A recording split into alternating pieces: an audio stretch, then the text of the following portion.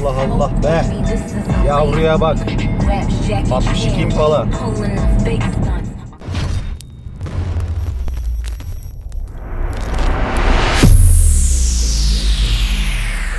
Yukarı Tokyo Garaj'dan herkese merhabalar. Bu videoyla beraber 195 videoyu geride bırakmış bulunmaktayız ve yakın zamanda kısmetse 300.000 takipçili bir kanal olma yolunda devam ediyoruz. Biliyorsunuz pazar günleri sizin günleriniz, AE86, GTR, Clio veya çılgın projeler. Çarşamba günleri ise benim günlerim. Kısacası Doğukan Manço'nun hayatından değişik olaylar, kesitler, arşivler. Ya şöyle geçmişe bakıyorum bazen. Yayınlanmamış belki 80-90 tane video çıkacak bir arşivim var. Ara ara paylaşmaya devam edeceğim. Bu arada geçiyoruz geçmişe. Tabii ki otomobillerden çok fazla uzaklaşamıyorum ama bastırdım gittim Amerika'ya. Önce oradaki bir araba mezarlığına gidelim bakalım. Çıkmacı diyelim ya da. Orada insanlar otomobil çıkma parçalarını nasıl alıyorlar? Bir onun üzerinden geçeceğiz. Akşamına ise efsane bir bilet aldım. Monster Jam. Yani bu Bigfoot kocaman 2 metre tekerlekli işte 1500 beygir 6 tonluk arabaların yarışları, Bigfoot trucklardan bahsediyorum. İşte lastiklerimin patlamadı, kazalarım olmadı falan, efsane görüntüler. Tabii ben bunları o zaman çekerken birazcık daha düşük kaliteli bir telefonla Instagram'dan paylaştım videolarda ama görmediklerinizi neden paylaşmayayım dedim. Son olarak oradan da bastıracağız gideceğiz. Amerika'da her otomobil severlerde olduğu gibi gece yarışları, gece buluşmaları farklı gecelerde olsa da keyif alacağınızı düşünüyorum. O zaman şimdi çıkmacıyla başlayalım.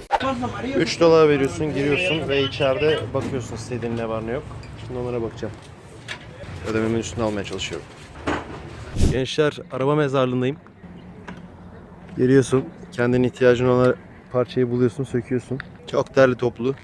Bir de markalara göre ayırsalarmış daha iyi olurmuş sanki diyeceğim ama galiba öyle yapmışlar. Bak burada Japon grup var.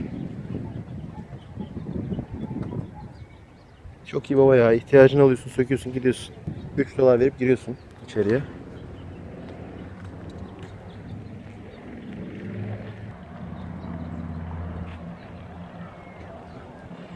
Daha çok Meksikalılar var. Burada çok fazla şeyi sevmiyorlar. Tamirat işini sevmiyorlar. Parçalar pahalı diye millet işçilik pahalı diye millet direkt parça değiştiriyor. Dolayısıyla parçayı tamir edeyim, ikinci elini alayım falan gibi şeyler pek yok. Ama Meksikalılar ve Türkler veya işte başka ülkelerden gelen ustalar bana mısın demiyor, çalışıyorlar. Onlar tamir ediyor. Hatta geçen bir ustayla konuştum, şey diyor, ben burada diyor parça değiştirmekten tamirciliği unuttum diyor. Burada da Amerikan arabaları falan var. O şekilde ayırmışlar.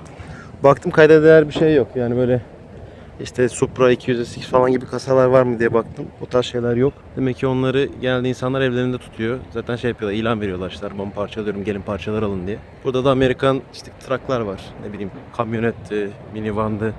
Gittikçe büyüyor ileri doğru araçlar. Öyle bir sistem. Keyifli ama bize hitap eden bir olay değil. Daha çok böyle Japonlarda Toyota Camry ve işte tek egzantrik motorlu şeyler, Civic'ler falan vardı. İşin komik tarafı böyle bildiğin markette gezer gibisin. El arabaları falan var. İşte bu abi belli ki birazdan bir motor sökecek bir yerden. Sonra böyle sıraya giriyorsun elindeki parçalarla, abi bu ne kadar diye. Orada ileride kasalar var gördüğünüz gibi. Kasalarda diyorlar ki abi şu kadar, bu kadar. Alırsan alıyorsun. Bak bu abi almış mesela, götürüyor arabasını. Onlar da öyle.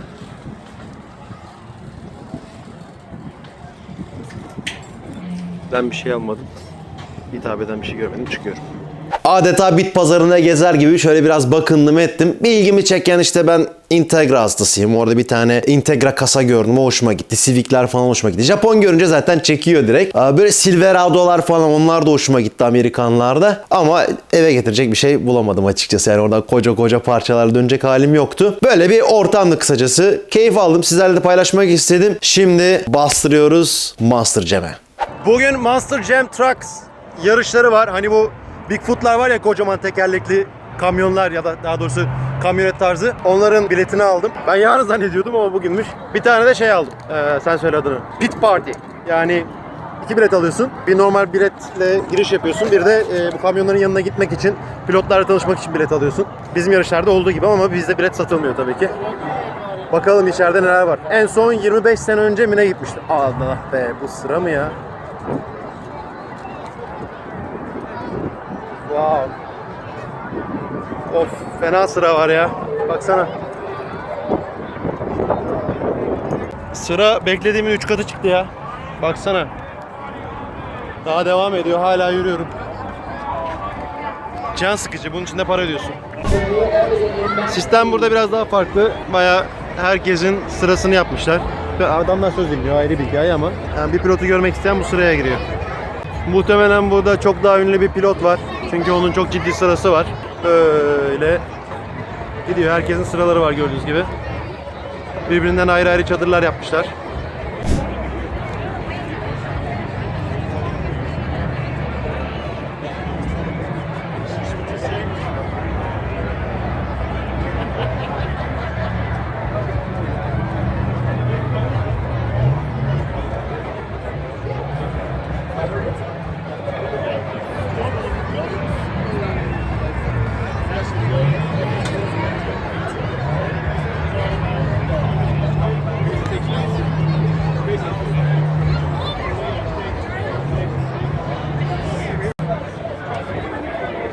Arkadaşlar hayvan gibi kalın metal kullanmışlar. Yani onlar öyle uçup nasıl kırılmıyor, dağılmıyor merak ediyorsanız. Yani rose jointlerin boyu da her benim elim kadar neredeyse yani. Üst tarafta tabii ki fiber. Bir tüp şase bile yok aslında. Yani şöyle arkada bir şey var. Buradan öne giden bir şey yok mesela. Sadece olay bu şasede bitiyor. Mesela adamın üzerinde bir sürü şey var, sponsorluk var ama araçlarında çok fazla yok. Araçlar hep tasarım. Bizdeki Apex Masters gibi official merchandise dediği şeyleri var. Kendi sattığı ürünleri var. Tabii ilgi de var. Yani adamlar bunu kültür etmişler. Gittikleri yerlerden birçok şey alıyorlar. Bu aracı daha önce görmüştüm televizyonda. Adam full tasarıma gitmiş. Tabii en çok çocukların ilgisini çekiyor. Bizim drift taksi deneyimi gibi bir şey yapmışlar.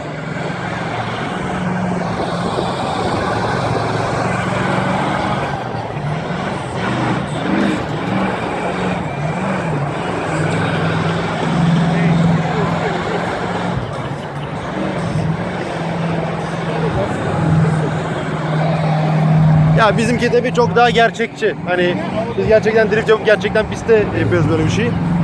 Ufak tefek böyle atraksiyonlar koymuşlar. Şu ara VR gözlükleri çok meşhur ya. Oturtuyorlar, VR gözlük taktırıyorlar vesaire. Ama böyle şey falan da yapılabilir. Karting falan gibi küçük uygulamalar da getirilebilir büyük festival haline geldiğinde. Çok basit bir event, etkinlik. Buraya kum dökülmüş. Adam gelmiş kendi cihazlarını çocuklara kiralıyor. Yani basit dediğime bakmayın tabii bunlar büyük sponsorluklar altında yapılıyor. Koskoca Yamaha var bunun arkasında ama veya KTM. Bizde de drift yapan kartingler getirilebilir mesela. Arka tekerlekleri sertleştirmiş falan.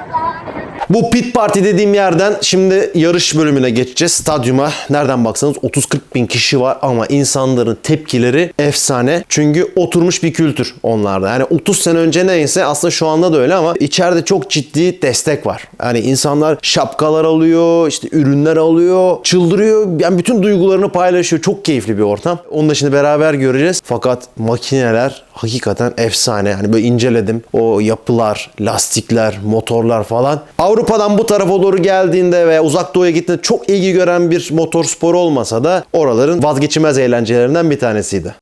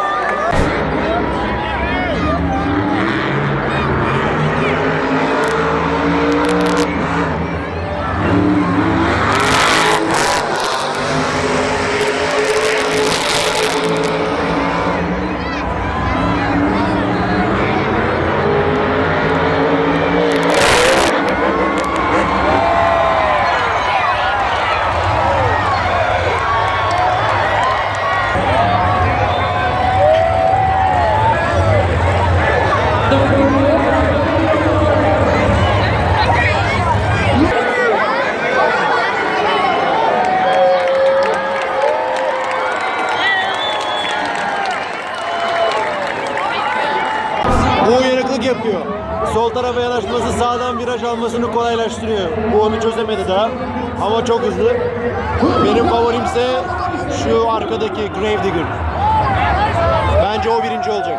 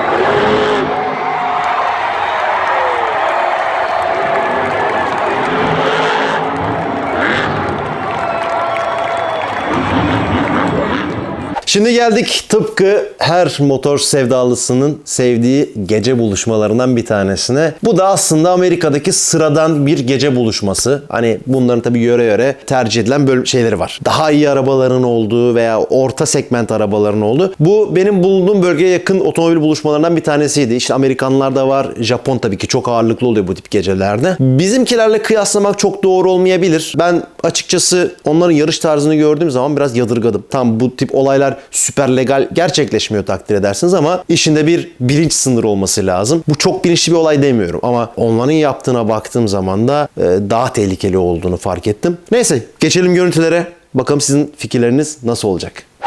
Evet, güzel bir gece buluşması Kaliforniya'da. Fast and Furious'tan bildiğimiz. Bakalım nasıl bir gece bekliyor bizi. Yavaş yavaş geldik.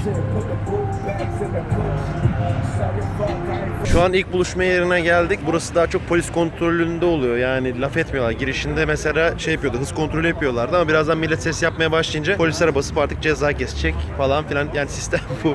Saçma. Şu anda bulunduğum yerde daha çok racer'lar var. Yani Türkçesi çatapatçılar diyeyim ben. Bu sadece anlamsız bir şekilde egzoz patlatan tipler gibi. Ama haksızlık etmemek lazım. Çatapatçı dışında bakıyorum. GTR, Skyline GTR falan da var. Onları da göreceğiz biraz sonra. Zaten paylaşırım onları da. Henüz de arabalar geliyor. Wow. Çatapat buna kesinlikle denmez tabii ki. Şeker. Yakışıklı. Bizim Doblo'ların, Air olan Doblo'ların Amerikan versiyonu bu da. Scion. Klasik Subaru'lar. Bizim memleketteki arabalar aslında 350Z falan. Şu farların haline bak. Türkiye'de bunu yapsan döverler adamı. Çok sıra dışı bir şey görmedim şu ana kadar. Bundan da bolca var bizde.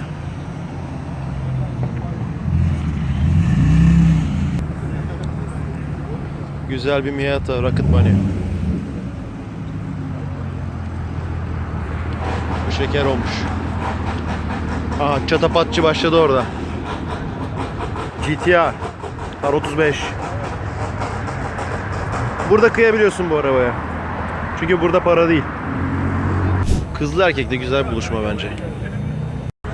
Polis amcalar geldi.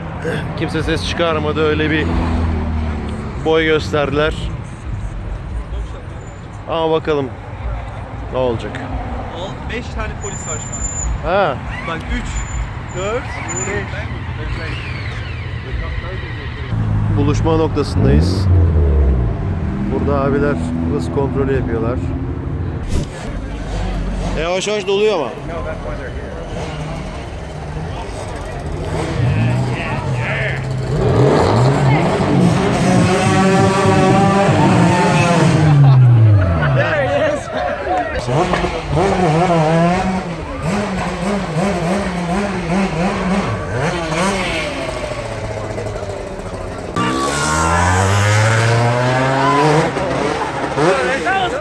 ...240Z.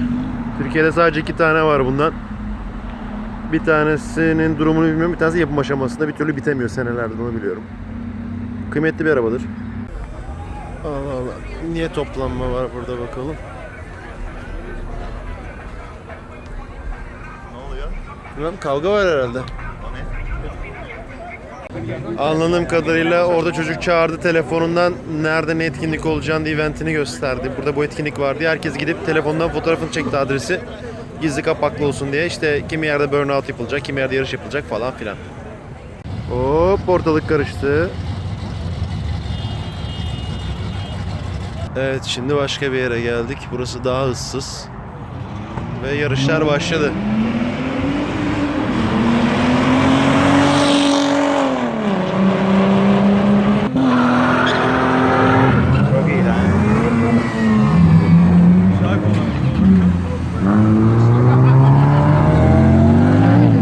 Bu Allah'a emanet mesela.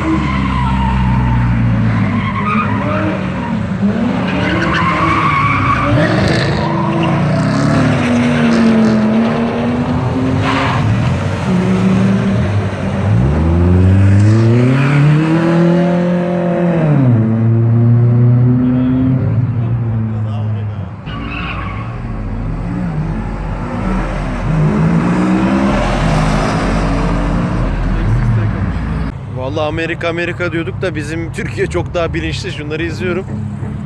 2 kişi yarış yapıyor, bir tanesi çıkıp donat yapıyor. Saçma yani. Al. Böyle yarış mı olur be? Bu ikisi yarışın karşıdan 2 araba geçiyor falan, biraz dağınık yani. Biz daha iyiymişiz ülke olarak.